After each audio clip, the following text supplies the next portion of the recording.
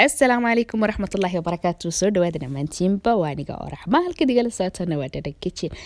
soo dhawaada dhammaantiinba maanta waxaan idin wada video yar oo kooban wax weeyaan macaroni bechamel wax weeyaan cunto ka samaysan macaroni sauce cad oo loo sameynayo iyo duqadeedii aad iyo aad bay u macaan tahay. ugu horeyn duqadii baan biyaha kasoo saarnay waxoogaha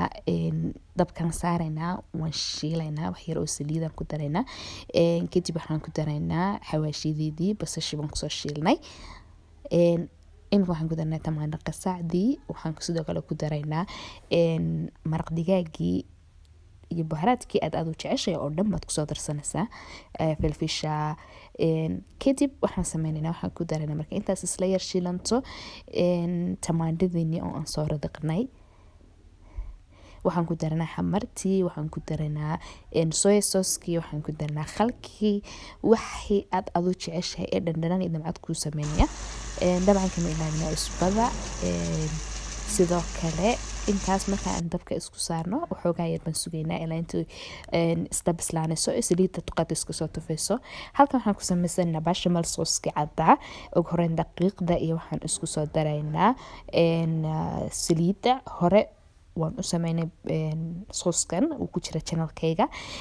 hadda waxaan ku daranaa caanaha waxaan ku daray 3 mulqacdood oo daqiiqa 3 mulqacdood oo saliida waxaan ku daray 1 litir oo caano ah intaas baan sukiyaa inta isla adkaanayso aad ka quldoodaha ka warwarin koob kale qomaad ku shubanaysaa waad ridqaysaa kadib waad ku soo ceshanaysaa waxaan ku darayaa cheese cheddar cheese waxaan ku darayaa sidoo kale parmesan cheese iyo mozzarella cheese intaas baan ku darayaa waxaan ku darayaa waxoogaa yar oo filfil ah iyo milixda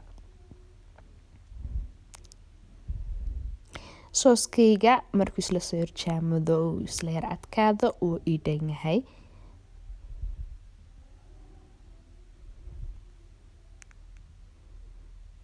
hawl badan kaama doonayso aad bay u dhib yar tahay waana dhadhan u wanaagsan tahay caruurtana aad bay nafaqo ugu tahay dadka waaweynaa dhadhankeeda kule ay ka helayaan waxaan soo qaadanaynaa weelkan ovenka ku gelinaynay makaronaha qof walba yaqaana sida loo kariyo makaronaha caadiga waan soo karsaday waxaan ku darayaa duqadii kadib waxaan ku darayaa makaronaha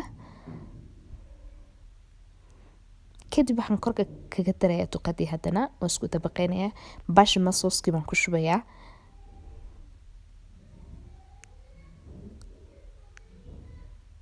kadib waxaan ku darsanayaa cheese-teedii intii aan ku daray sooska in leeg baan ku darayaa xagga sare ayaan maxayheeday kaga daadinayaa waxoogaa yar oo filfil ah si ay taste iigu sameyso ovenkan gelinayaa kor iyo hoos markay casaato ay bislaato sooskuna uu qalala ayaad kasoo saaranaysaa maasha allah waa taas sida keega ayay kuugu soo kohaysaa aad iyo aad bay macaan tahay way fududahay soo tijaabiya